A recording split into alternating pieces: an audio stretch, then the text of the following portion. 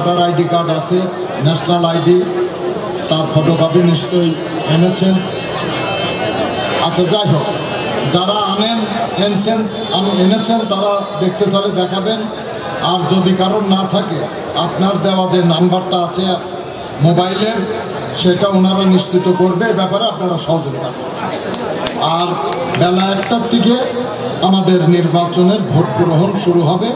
এই 10-20 minute 25 minute আমাদের কমিশনের যে প্রস্তুতি ওনারা নেওয়ার পরে আপনারা দরকার হলে সারিবদ্ধভাবে লাইন দেবেন।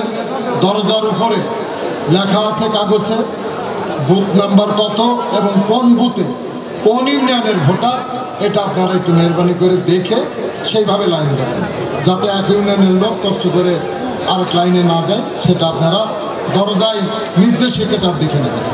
ধন্যবাদ। আর আরেকটি কথা